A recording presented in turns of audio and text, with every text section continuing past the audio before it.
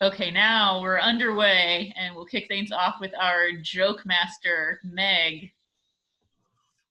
Okay, I have a couple of jokes and a pun. Here's the first one. It is a pun. I had to give up my job as a photographer because I kept losing focus. The next one is a question. If you saw a drowning man and were to choose between saving him or capturing the moment, which aperture would you use? Camera jokes.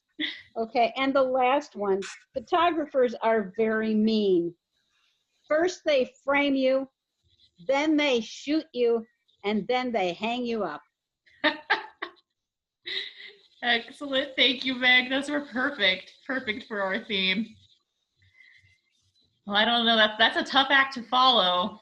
We'll see if Ron can come up with a word of the day that is equally fitting for our theme. What is your word of the day, Ron? You're muted at the moment.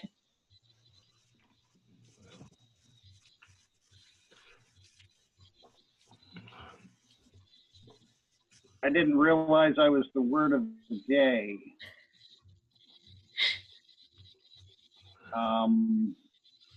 I think if you're stumped, Meg might have one. I saw a hand. That'd work.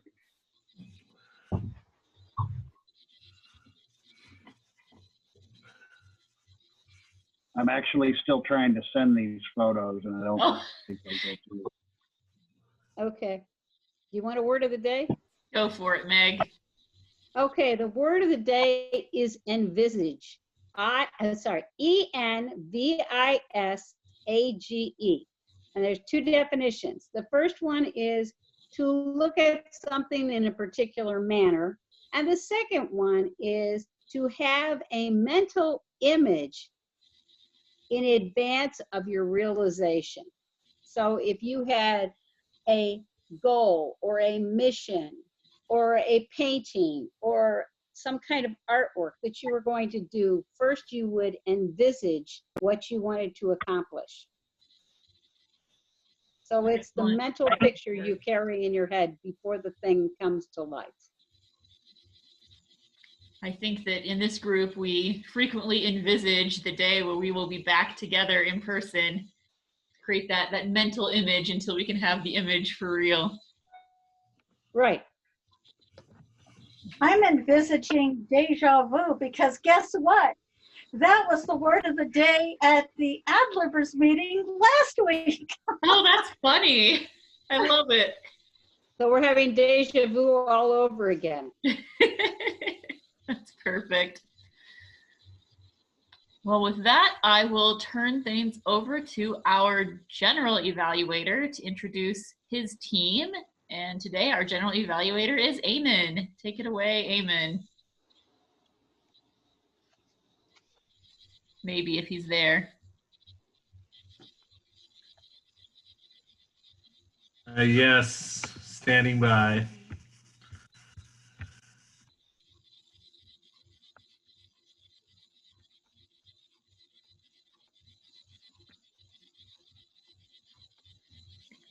Hey, thank you, Madam Toastmaster, fellow Toastmasters, and there are no guests. Today we celebrate National Camera Day, and I'm just wondering if I just envisaged Donna thinking a camera the last time she saw one was one that had a puff of smoke coming out of it. Ooh, that's harsh. Sorry, Donna. But today we have three excellent speakers. Not me. We have two excellent speakers. Donna and Meg are speaking. Are you both speaking? No, I am not speaking until next week, And after you apologize. and you have to apologize. I am sorry, Donna. Will you speak now or still wait until next? No, I will speak next week. Okay. Sorry, Donna. Meg, you are still speaking? If that's okay with you guys. Yeah. We have, that would mean we have 2 open speaking slots. I might be able to give a quick speech and get one of my manual speeches done unless there's another volunteer. Anybody?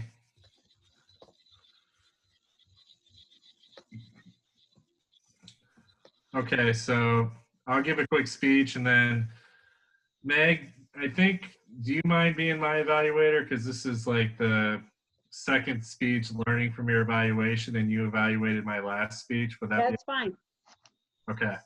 You're going to be brilliant, right? I will try to be. Oh, see, that'll make it easy. Okay.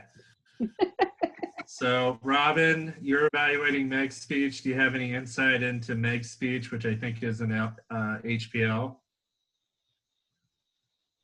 Would you like some? Oh, she may have stepped away. She was prepared to evaluate Donna's HPL speech, so I imagine she can handle evaluating Meg's HPL speech instead. I switched some names around. Yeah. Very, very good. And my speech will be from presentations, level 1, learning from an evaluation, and I'll try to send the form to Meg. And the next member of my team is our grammarian and odd counter, Ron. Ron, can you briefly go over your role? Yes, I will be looking for positive or not so positive use of grammar. Word of the day, which is envisage. If we can Envisage. Envisage using the word of the day as much as possible. And I will be counting the ums, ahs, and other verbal crutch words and positive word usage. All right, thank you, Ron. And finally, Mark is going to be our timer. Mark, my speech will be 5 to 7 minutes as well. Do you want to briefly go over timer? Yeah, timing with a lot of clubs is kind of like trying to herd cats, especially when you have a bunch of those do not time people. There, from what I can tell, the 2 speakers are both asking for 5 to 7 minutes. As usual. Sorry. Did somebody want to give a different time? Can I do 8 to 10 just in case? Yes, you may. I think that's Thank you, I appreciate it. I think that's one of the few speeches, the HPL speeches are basically no suggested times, but for some reason, people like to go with 5 to 7, whether that's what you want or not. So we'll make Meg an 8 to 10. Mm-hmm. I'll take a Steve Everett 15 to 20. Okay. You can always request a different time than what the project specifies. However, if you do so, the evaluator is honor bound to put that in your evaluation that you did not follow the requirements of the project. I'll be 5 to 7 minutes. And then we have our table topics, who looks like Jessica is the table topics master. Those will be 1 to 2s. The evaluations will be 2 to 3s. And what you'll want to look for, if I can remember to hold it up in front of my camera instead of where I see myself, are these. That is the red, yellow, and the other one.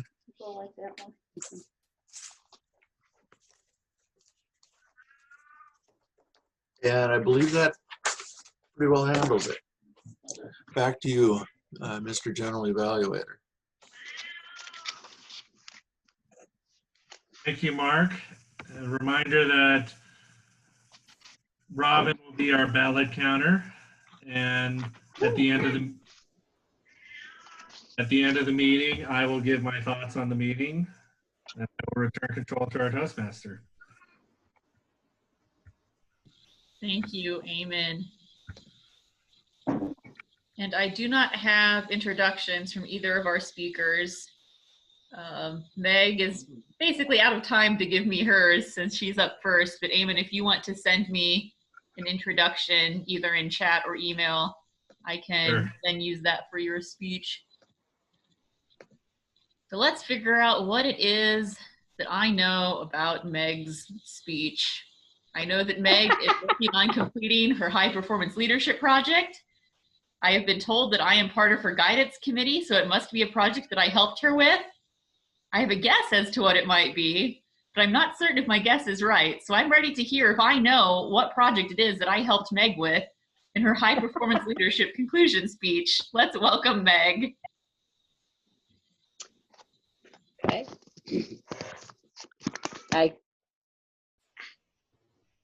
I believe I am not muted. Can everybody hear me? Yes, you're good. Okay. Well, fellow Toastmasters and invisible people out in the Ethernet.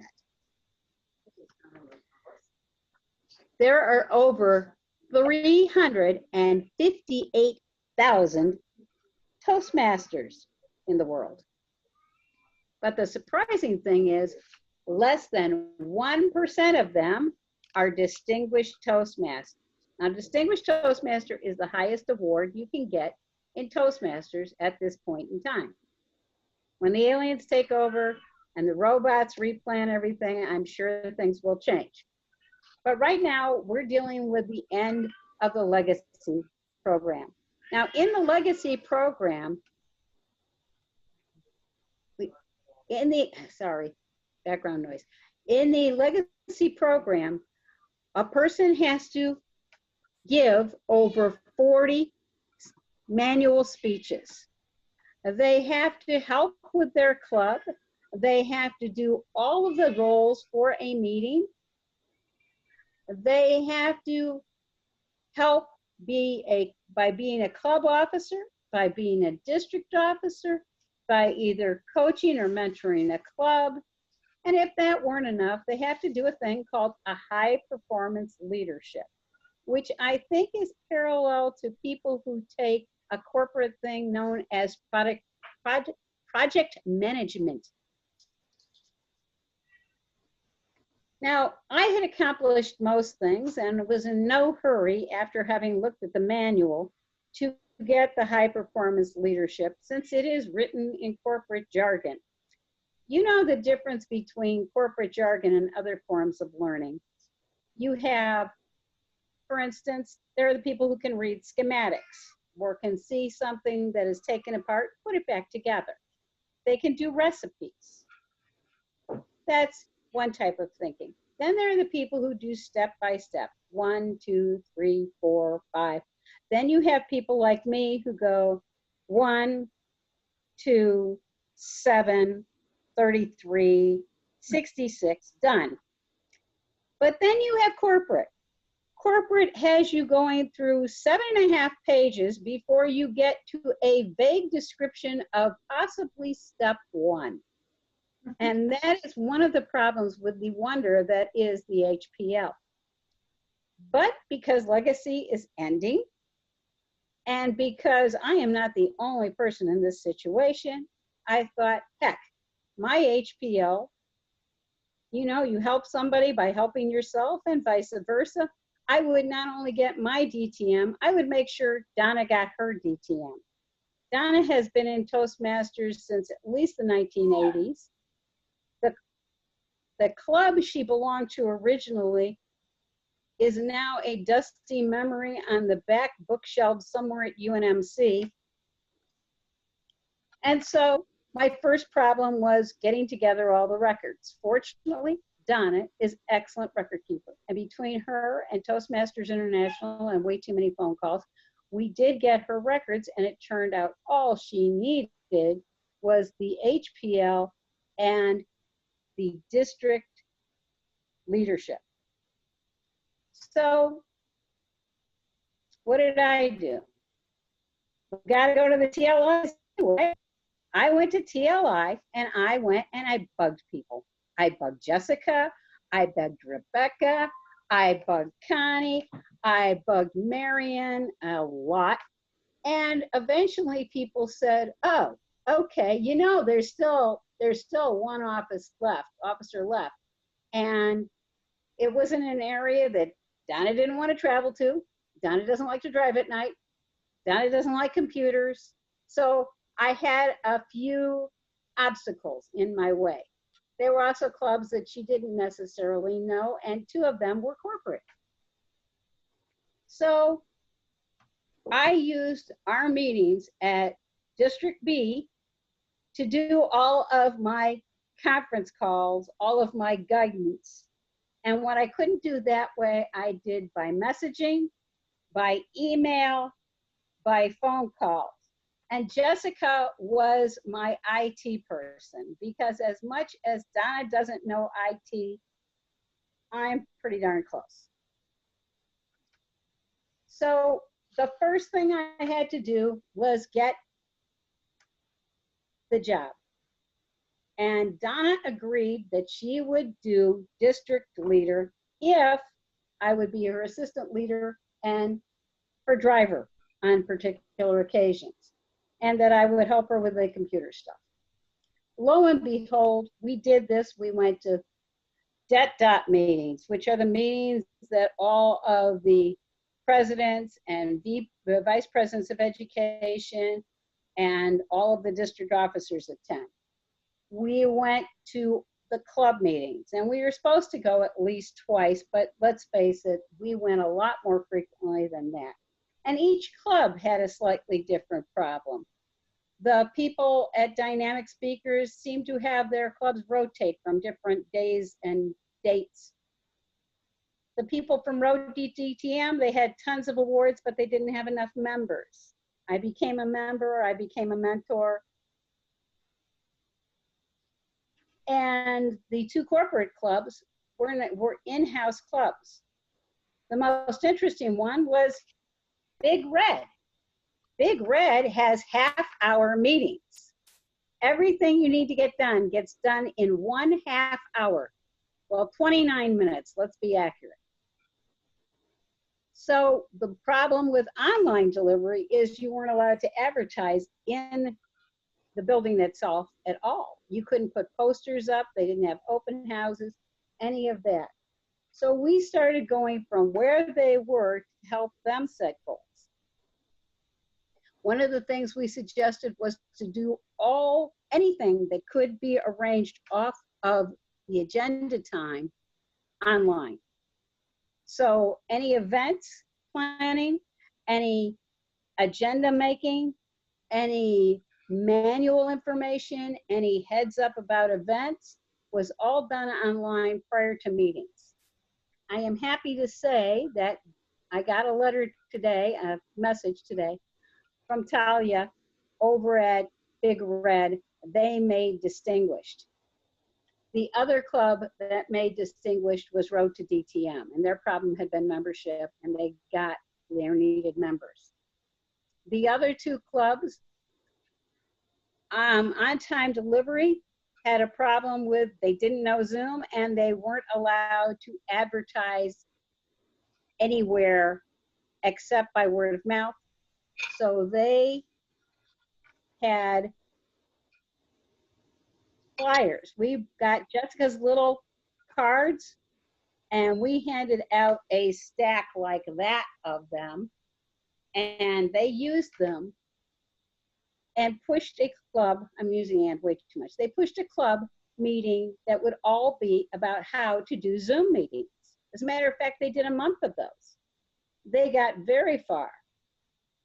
Big Red wanted to do Speechcraft. I suggested Marion. Marion rewrote the Speechcraft program to fit Pathways and gave it, and she got her HPL doing that. So everybody wins. That's my idea of heaven, is where everybody wins. Road to DTM and Big Red both got distinguished, but online and even Dynamic Speakers got more members. So I think we were very successful.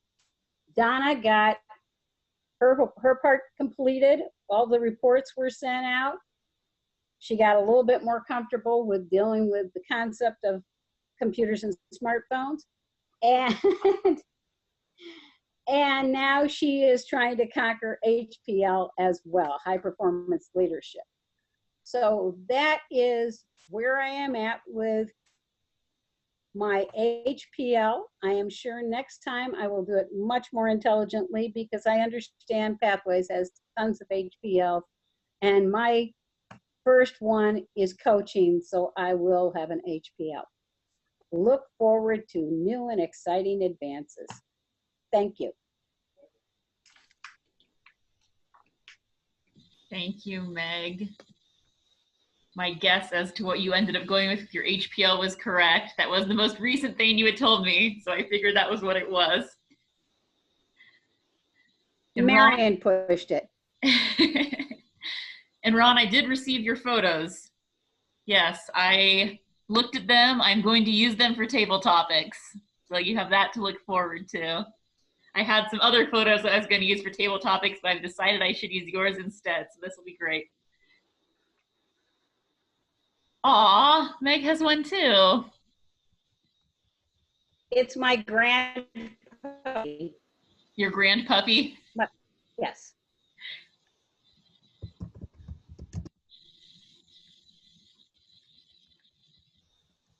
So I didn't actually do much research into today's holiday other than to know that it is apparently a thing. I will say that the thing that I've been taking pictures of most recently is flowers around my neighborhood. With COVID keeping me limited as to what I can do outside the household, I've started taking a lot more walks than I ever have before. And I like to walk in different directions in different parts of the neighborhood and take pictures of all of the flowers that I see along the way. So if any of you are friends with me on Facebook or want to become friends with me on Facebook, you can see my album of all the different pictures I've taken of flowers on my camera, which again is my cell phone. If anyone has feedback for Meg, you can send that to her in a private message or send her an email that you'll be able to read later.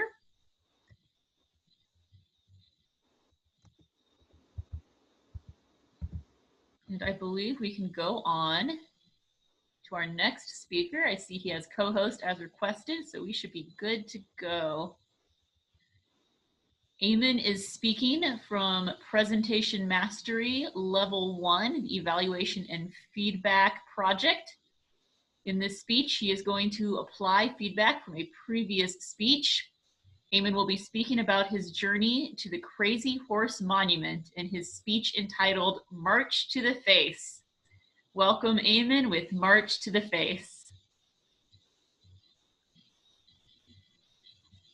Thank you, Madam Toastmaster, fellow Toastmasters, and there are no guests available. A couple weeks ago, I regaled everybody with my trip through the Black Hills. And today I want to talk to you about one special trip I took up to the Black Hills where I got to walk up to the Crazy Horse Monument. A little bit of background on Crazy Horse. So for those of you who don't know, Crazy Horse was a Native American war leader. He was from the Ogallala Lakota tribe. He was famous for being involved in the so-called Indian Wars. A little bit of background, the Black Hills in western South Dakota were occupied by the Sioux tribes, and there was a treaty with the government that they would not encroach on their land. Of course, gold was found on the land, so that treaty soon became null and void. So Crazy Horse, along with Sitting Bull, was one of the Lakota leaders. He fought in the Battle of Little Bighorn, which is also known as Custer's Last Stand. Also, for those of you who've ever been to Fort Robinson out by the Western Panhandle, that's where he was wounded and shot while in U.S. custody in 1877. Now, there was an effort privately funded to make a monument to him similar to Mount Rushmore. It was actually begun in 1948 by a Polish-American sculptor, his name, Korzak Ziolkowski, and it is actually supposed to be a full statue of Crazy Horse on his horse pointing towards his lands. It is entirely privately funded, unlike Mount Rushmore, so it's been going on since 1948, and unfortunately, you only have the head and the arm, so very slow progress. It's also a little bit controversial because there are no known pictures of Crazy Horse, and to some Native Americans, they don't find any benefit, or they don't find any meaning in creating a sculpture to an individual. And that'd be something Crazy Horse would want, is up for debate. Now, I spent 2 rotations out in Western Nebraska during my time in medical school. One time during my first year of medical school, the next time during my 3rd year of medical school. And on one of these trips, I actually got a chance to go up to Crazy Horse. So normally, the Black Hills are very cloudy. You can't really see Crazy Horse's face or the monument unless it's a clear day, which is very rare. There's a museum at the foot of it, but normally you can't go up to the actual arm itself, except on a couple occasions. And one of those was in June when I got the opportunity. And it's called the Crazy Horse Volksmarch. Volksmarch is a European term basically for an organized walk or some other activity. And they have these all around the country. And one of them is dedicated to going out to Crazy Horse Monument every year. So I joined that trip. I'm going to share my screen here.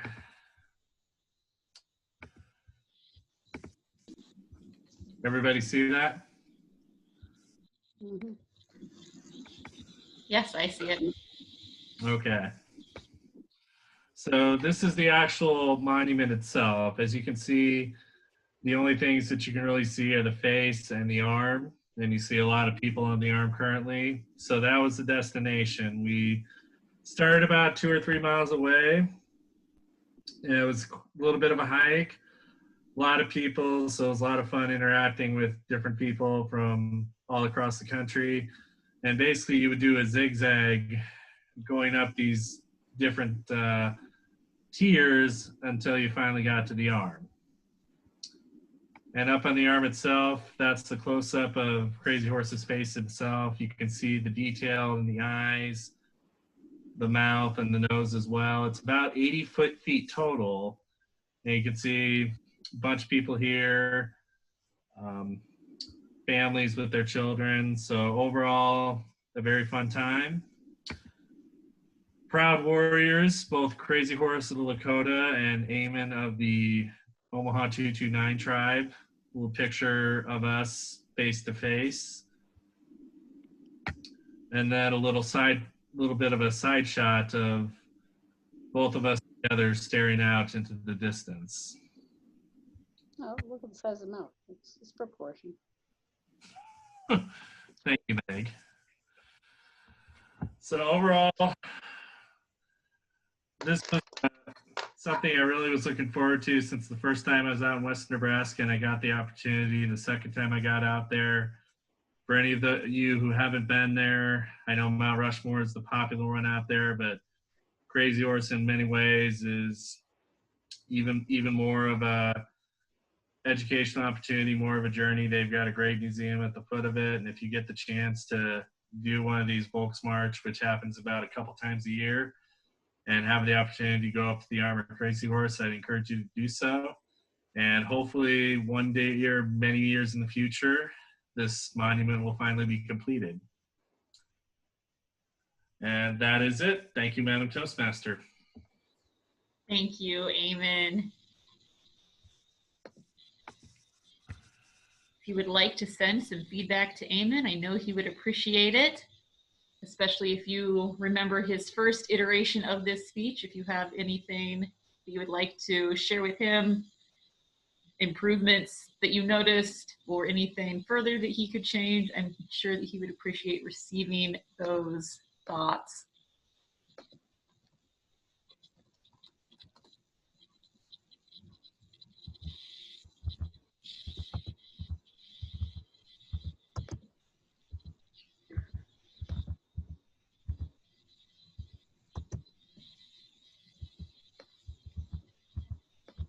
I was just looking at the history of photography on Wikipedia real quick to see if there's anything interesting to share here. According to this, in 1717, Johann Heinrich Schultz captured cutout letters on a bottle of light-sensitive slurry, but never thought of making the results durable. That was the first Snapchat, I suppose, where the picture was temporary and then it went away.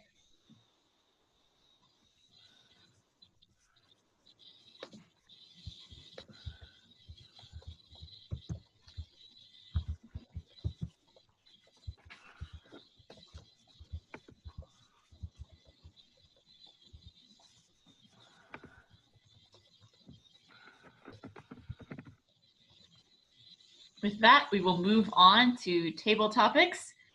And a special thank you to Ron. I had a set of photographs I looked up online that I was going to use for table topics, but since I did receive some photos from Ron, we are going to use those instead. For our table topics tonight, they say that a picture is worth 1,000 words. But since we're in Toastmasters, I think a picture is worth a 1 to 2 minute speech. So what we are going to do, although I'm wondering if I should wait because it looks like Meg might be lost. Meg looks pretty frozen right now. I hope Meg returns to us. I think we can, oh, Meg is here, good. You were frozen for a minute there. So what I'm going to do is Ron sent me 5 pictures. So I'm going to call on someone and have you pick a number between 1 and 5. And then I will show you the corresponding photo. And then I think I'll probably have a special something for Ron when I call on him. I'll figure it out as we go. That's what Table Topics is all about, improvising. So do I have a volunteer other than Ron, since he already knows these pictures, to go first? Robin, all right, pick a number between 1 and 5. 4. 4. Let me pull up picture number 4 and then share my screen, if I can do that. Oop. One moment.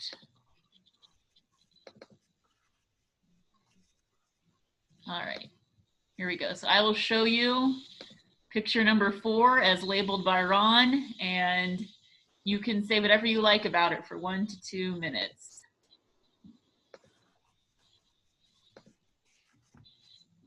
Can you see the picture?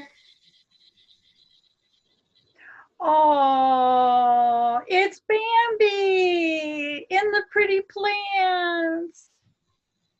I love seeing young baby deer, which you can tell this is a very young deer because he's still got his spots all over him that help make him invisible to predators. He's lying in the tall green plants, which I'm pretty sure he's been ingesting some of the leaves as well. They're so cute. They're so pretty. They're so sweet. They wouldn't hurt a flea, you would think, although if a full-grown deer gets upset at you for coming too near a baby, I'm sure they can do some sort of damage. But they just look so adorable. I am obviously not a hunter. I cannot imagine going out and killing one of these beautiful creatures just for the sake of eating meat, which you can go to Fairway Market and purchase meat that's already cut up for you. In any case, I love this picture. Ron, thank you so much for that beautiful photograph. You've made my evening. Thank you, Robin. Do I have another volunteer for the next photo?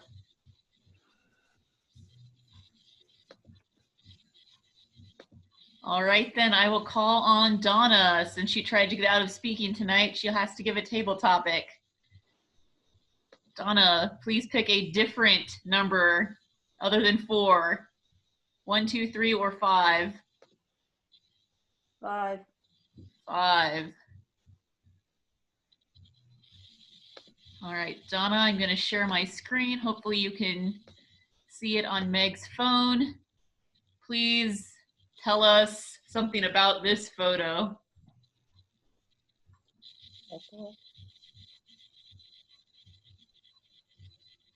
Looks like it was taken in the dark. I believe it was. Can you see any of it? I'm trying to figure out.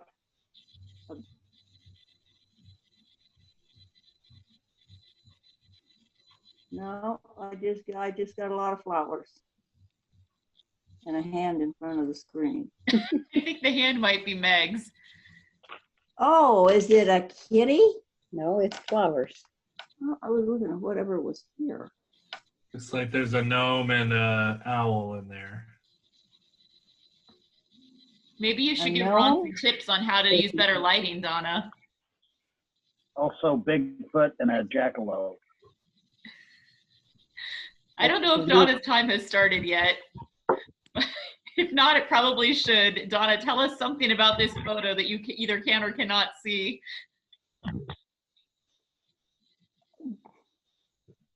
Well, it looks like there might be a bird in it and maybe tall flowers, but it looks like a night picture. Maybe these are night blossoms.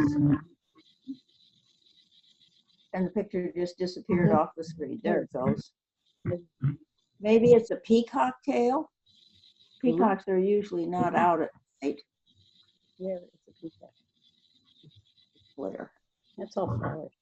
But I see the flowers. I don't see a lot of other things other than foliage. I don't see any statues. I thought I saw a cat lurking in grass, but it must have been a shape because it disappeared. So whatever it was is good at hiding. But other than that, I haven't taken pictures at night, so I don't or other than foliage somewhere, maybe in Ron's yard, maybe in Hanscom Park or someplace in that area. I do not know other than that, but it has good detail, pretty good coloring. Excellent. Thank you, Donna. I see the red card, so you're welcome to conclude. Yeah. Thank you again, Ron, for the photo, even though Donna was not able to see everything that was in it. Let's next hear from Eamon. Pick a number 1 through 3. I'll do 2. 2.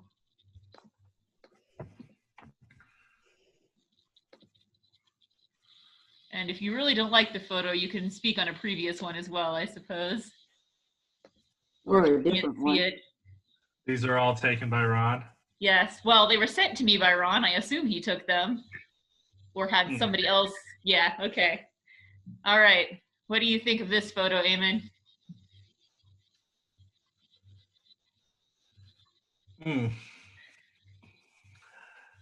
Well, that looks like a planted field. Looks like a forest. Yeah, a window. I believe this was Captain Keelhaul's old childhood home. He was raised by Someone's house. a queer old bird of a man who decided to harvest beets, turnips, and pines, apparently. And this is the state of the farm at harvest, and you can see that not much is there. So Captain Keelhaul would often not have any food for his rum. And he dreamed of a greater life beyond the old Keelhaul farm, and dreamed of adventures and booty and plundering.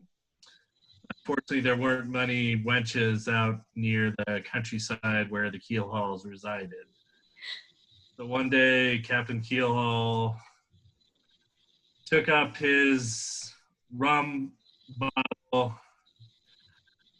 packed up his bags, and headed to the shores of Lake Manawa to begin his apprenticeship under the good pirate, the dread pirate Roberts. And he learned his craft well, found his own wench or two or three, and since has been plundering the seas ever since, never to go back to the family farm. Excellent. Thank you, Eamon. That might be the first time I've heard the backstory of Captain Keelhaul all the way back to childhood. That's good to know. I'm sure that will be incorporated into the next Talk Like a Pirate Day when Keelhaul comes to visit us. I have 2 photos left and 2 non-Ron speakers. Which one of you wants to pick and which one wants to be left with the final photo? Who's left? Who's left? Meg, would you like number 1 or number 3? Well, Or you can take anyone that was already. I was gonna pick 1681, but you know, sure, either one's fine with me. Okay. I want to point out that not only was he raised there, but after they knew what kind of people the Keelhauls were, the house was raised as well. Excellent. Thank you, Meg. Another great pun. And looking at the 2 photos we have left, I think I know which one I want to give to you to speak on. So please share with us your thoughts on this photo. And I will remind you that Ron chose to send this to me. Why? Obviously, he wants you to know that he visited Hollywood once, and he was drunk at an auction. And when he came to, he realized that he had bought Sue Lyon's candy sunglasses from the movie by Nabokov, Lolita. So those are Lolita's sunglasses. And unfortunately, the glass in them was actually made out of candy. And so it got so hot it melted.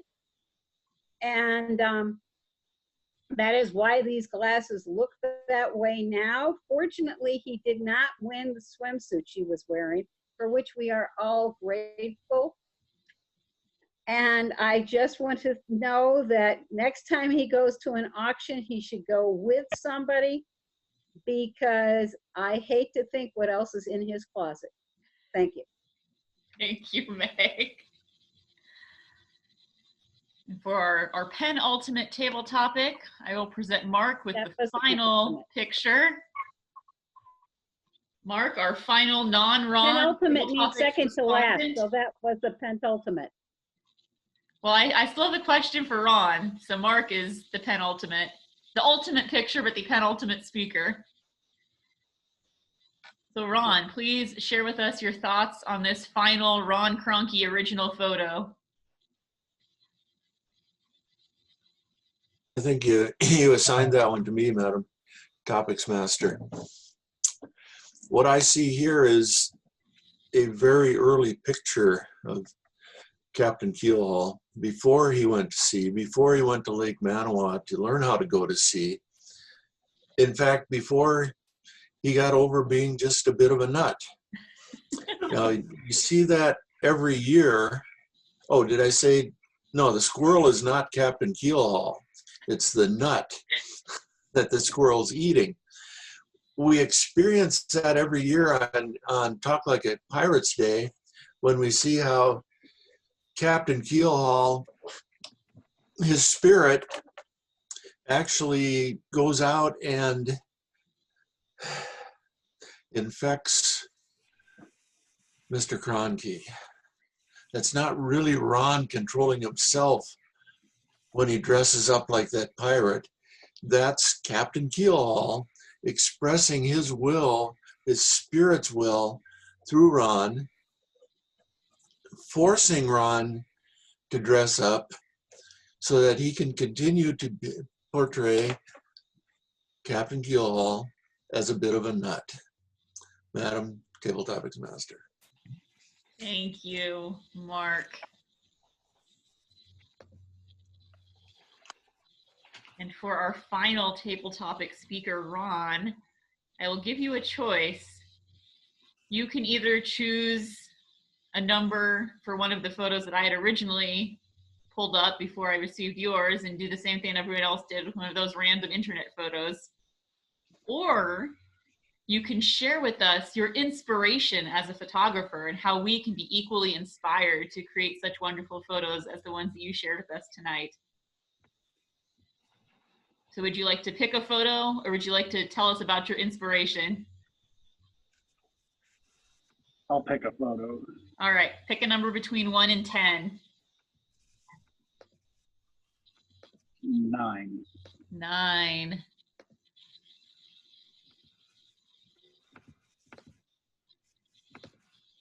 Please share with us your thoughts on this photo.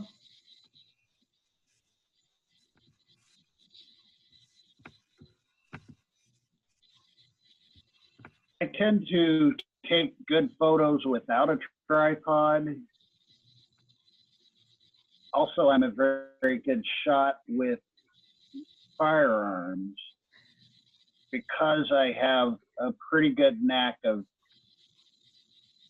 holding steady while gently pulling the trigger, or leading, say, a clay pigeon, so that when the slow moving shot reaches the area, that it is still ahead of the target and actually hits it. In fact, I've been known for many years as someone who will challenge a person with a good quality pump shotgun to shoot clay pigeons, and I will take a single shot shotgun and hold it out at arm's length and use it like a pistol with one arm and outdo the other person. However, I did decide last time I went to Fontenelle, I got insanely jealous because I saw a guy with a tripod. And I thought, why don't I bring my tripod? Why don't I bring my larger camera that I never used? It's mounted on a tripod. The camera that I normally use is a type with a lot of optical zoom rather than digital zoom. And it's 14 megapixels, I think.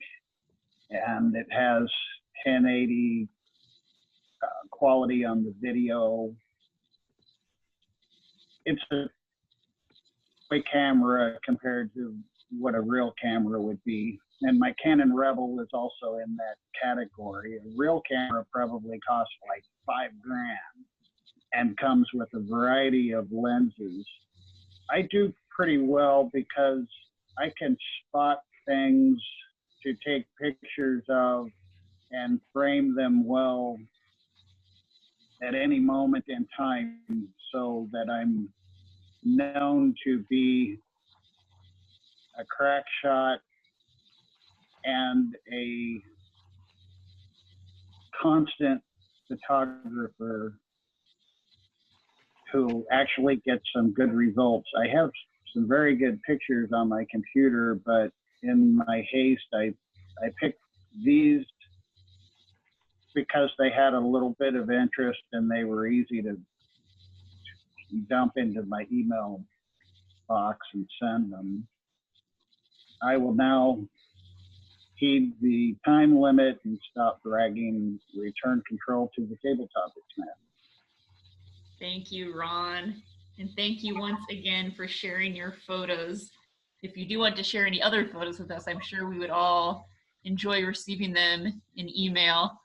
I will just show a couple of the other photos that I had at the ready. So there's the cat that Donna thought she saw in the other photo that had no cats whatsoever. Here's another photo that I thought Donna and Meg might enjoy, with some happy dogs bounding around. There's another photo of somebody taking a photo. And somewhere in here I had a couple of landscapes as well that I had picked out. Let's see if I can find where those were. Oh, there's some sort of butterfly moth thing. There's some horses.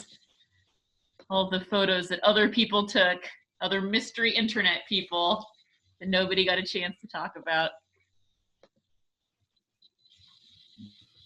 So I encourage all of you to go out and take photos. I guess I should mention the other thing that I frequently take photos of, other than the flowers in my neighborhood, is of course my cats. I believe I shared previously that I have an Instagram committed entirely to my cats. So that's a fun photo sharing app if you're not familiar with Instagram. It's a social media site, but it's just photos. It's all photos. There's lots of cute photos that I find on there. I follow Felius, which is the cat cafe here in Omaha, and they're always posting cute cat photos. So that's one of my favorite types of photos as well, is the cute cat photos. I will remind everyone to vote for both your best speaker, that was between Meg and Eamon, and your best table topic. Everyone is a candidate except me for best table topic. And you can send your votes to Robin. And as you are, who is owner, by the way, who is owner in the list. So send your votes to owner, who is Robin. And with that, I will turn things over to our general evaluator, Eamon, to lead us through the evaluation part of the meeting. Thank you, Madam Topics Master. We'll get right to it. Our first evaluator evaluating speech is Robin. Robin, whenever you're ready. I thought I was evaluating Donna's speech, and then Donna didn't give a speech, so I didn't do an evaluation. Oh, you must have been away when I attempted to switch you to Meg, since you were prepared to. Oh, shoot. No, that's okay. I'm so sorry. No, Well, that was a collective mistake. I loved Meg's speech. I thought she did an excellent job of describing all of the things that she did, not only to help Donna to complete her DTM by performing her function as an area director well, but also assisting the different clubs that Donna was supervising, helping them to gain extra members, helping them to get enough of their goals met that they could become distinguished. The 2 out of 4 became distinguished. That's really good. And the 2 that were low on membership, that they got more members. It just goes to show that you can do one thing to help someone, but then there can be an effect on a lot of other people where you're actually helping multiple people. I think it demonstrates what a great member of Toastmasters that Meg is, that she wanted to help her friend get her DTM, and in so doing, she's helping all of these other clubs to meet goals and to become better clubs. For a club that had difficulty getting onto Zoom, helping them to get onto Zoom, helping another club with getting a speechcraft done in Pathways, which that sounds like it's really an interesting thing to try to accomplish. I mean, there are just so many different ways one person can help out so many other people and have such a great effect upon them. I thought she organized the speech fairly well. I would have loved to have maybe seen a few pictures of Donna and Meg at some of these meetings. But other than that, I mean, she described everything she did really well. And I applaud her for her service to her community and to District 24. You go, girl. Thank you, Robin. Appreciate you stepping up despite the little confusion there. And next, evaluating my speech will be Meg. Meg, take it away. As you all recall, Eamon gave a speech which was more of a tour guide's view of the entire Black Hills region. And it was a very interesting speech, but it was a bit exhausting because there was just so much information on that first speech. The second speech, the one tonight, he focused on one area, the Crazy Horse. And I think it was a very good choice. Of course, let's look at the basics. He had great eye contact. He had a confident speaking style, nice use of inflections. That increased a little bit over the last speech.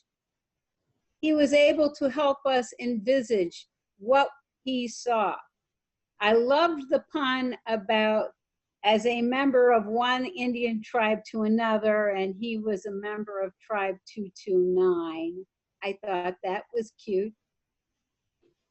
But he had the whole form about the pilgrimage, as it were, to the site.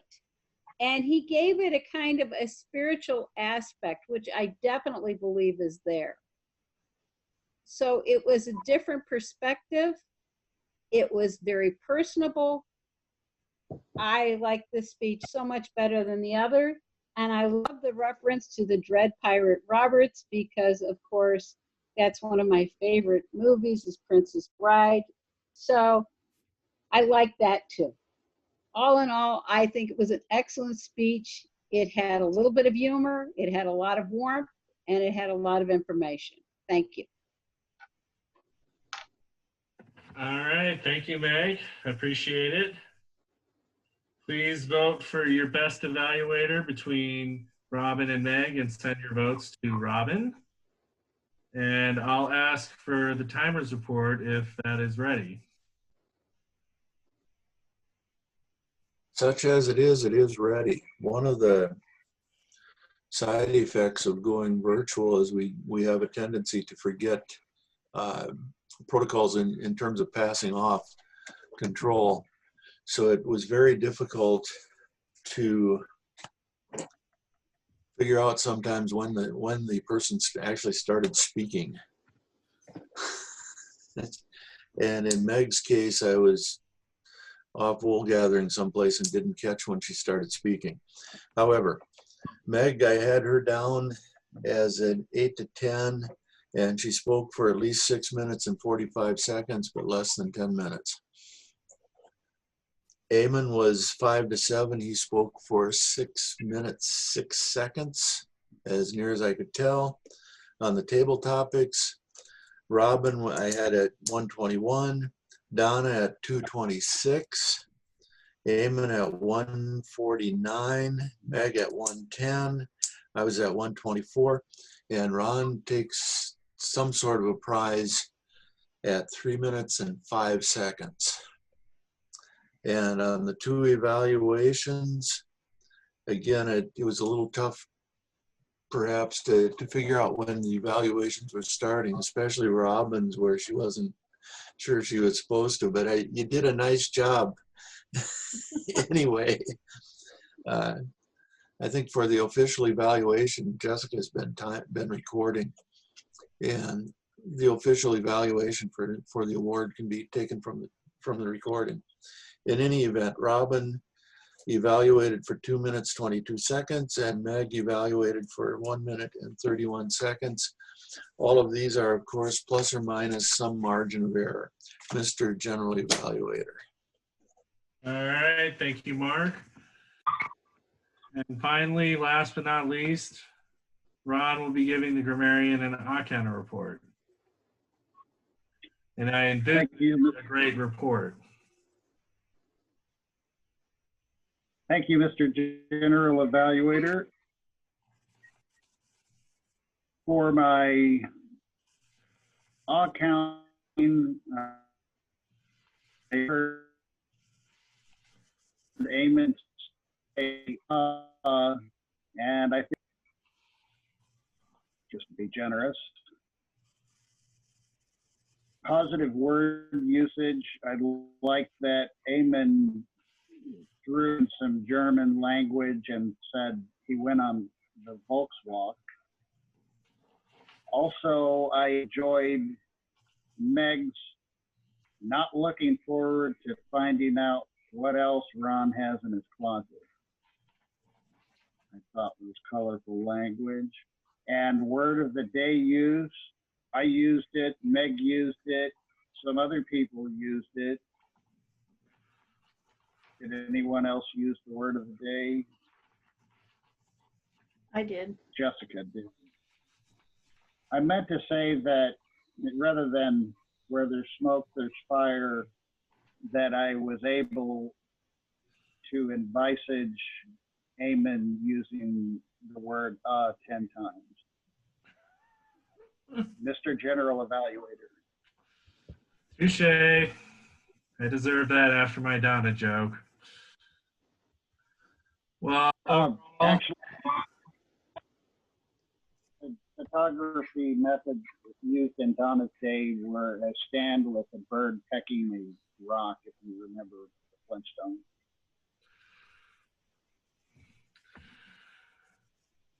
okay, thank you, Ron, for that report. As to my own feelings about the meeting, I think it started on time. I must have been some announcements because the Pledge of Allegiance was playing at about 6:08 when I finally logged on. But I thought we had from what I saw, we had a short business meeting, went right into the meeting. I appreciate people stepping up to fill roles, fix evaluation openings when needed. I thought the table topics, particularly with National Camera Day, were very creative. I like when you give a picture and give people the freedom and flexibility to craft their own extemporaneous speech from that. I thought the evaluators did a very good job as well. And we are finishing fairly early at 7:15. So great job, everyone. And I'll return control to our Toastmaster. Thank you, Eamon. And just so you know, we did not start on time. We started 5 minutes late because at 6 on the dot, it was me, Mark, and Robin. And Ron was like just starting to get on. So we opted to wait until 6:05 to start in hopes that the other half of our club would be present. So that is something that we can continue to work on, whether it's if people can get on earlier, or another option might be to give a little grace period before we start, to just plan that as part of the agenda. I know my other club starts at 12:05 instead of noon when we meet. So if we wanted to switch to officially starting at 6:05, if that would actually help, we could do that. What I don't want to happen then is we say we start at 6:05, but we actually start at 6:10 because everyone is still 5 minutes late. But that's something we might want to do. If people have trouble getting here right at 6, we could start a little bit later and just have that be the plan. Yes, Mark. If I could offer a comment, it's kind of funny is when we're meeting in person, and I don't know, I think Mary was in walking distance when she was still a member. Most people were having to drive there. We were still getting there and socializing a little bit before 6 o'clock. So there was very little problem when Don would get up and just start pounding the daylights out of the lectern at 6 o'clock. Well, So, there's no food. Maybe what we need is to get Donna a gavel. You we get a gavel sent to Donna's house. Would that help? I'm just saying that the meeting reservation starts at 6, but that's purely for my benefit. So that we could always come with our candy bars. Everybody bring a snack with them and open your snack at 5 minutes to 6. So that it'll be we all munch at the same time at exactly 6 o'clock. It'll make as much noise as a gavel. I love it, Meg. Is that what we're doing next weekend? We'll just kick off. And bring it early. Ash's first. I'll try to make sure that Ash attends so that she will be caught off guard by our loud munching at her first meeting as president. I do have several chocolate bars. I actually bought, oh, my boyfriend, my fiance might have used some of them for cooking, but I bought like 3 packs of chocolate, like literally like 2 weeks before we stopped meeting in person. So I do have a bunch of chocolate bars, or at least I did, in my cupboard. Some of them have been used for baking, but I'm sure there's several still there. So that's something to think about. I think we'll continue trying to start at 6, but if that does prove problematic, we do have that option as a club of shifting our official start time back a little bit. I think the only thing that remains in our meeting here tonight before we go on to closing remarks and role assignments is our thought of the day. I had down that Meg had a thought of the day. Meg? This is something my dad, who was a photographer, would say. To capture the perfect moment takes years to obtain, because it's skill you have to have in order to catch that perfect moment. So That's capturing the excellent. perfect moment takes years to obtain. Thank you, Meg. And the other thing that apparently takes a year to obtain is remembering that when I'm Toastmaster, I have separate roles as Toastmaster and President, because I forgot to do the Toastmasters duty of having Robin announce the winners. So let's go back in the agenda and do that now. Yay! Okay. Best table topics. Amen. Best evaluator. Meg. Best speaker. It's a tie between Meg and Eamon. So Meg and Eamon are both the MVPs with 1.5 bests each. I will note that, I don't know if we want to do this right now, but this is for your consideration. In my other club, we established a rule that if there was a tie for best table topic, because we only voted for best table topic, the 2 that tied would have to either play rock, paper, scissors or have a rap battle to decide who the actual winner was. No one ever chose the rap battle. They always just whipped out and did rock, paper, scissors. So I don't know, do the 2 of you feel compelled to break your tie? Where does Spock fit in all that? If you want to expand it to Lizard Spock, I'm sure you could. What do you want to do, Meg? And the nuclear bomb? What? You want And to do where does rap the nuclear battle or rock, option paper, come in? scissors? Rock, paper, scissors. Rock, paper, scissors, Spock, dynamite. I'll take the dynamite. I don't Meg is fight fair. dynamite. And the tie remains, I think. Okay. Maybe next time you can convince Meg to rap for us. All right, closing announcements. I can't think of anything else that I didn't say at the beginning, so I will reiterate that we have our TLI dates set for those of you who are officers, and our new area director. Do I know offhand who our new area director is? I don't think I do. Do we have an area director, Mark? Do you know by chance? Let me look. What area are we? 34, right? I think we're 34. I'll double check while folks consider what roles they would like for next time.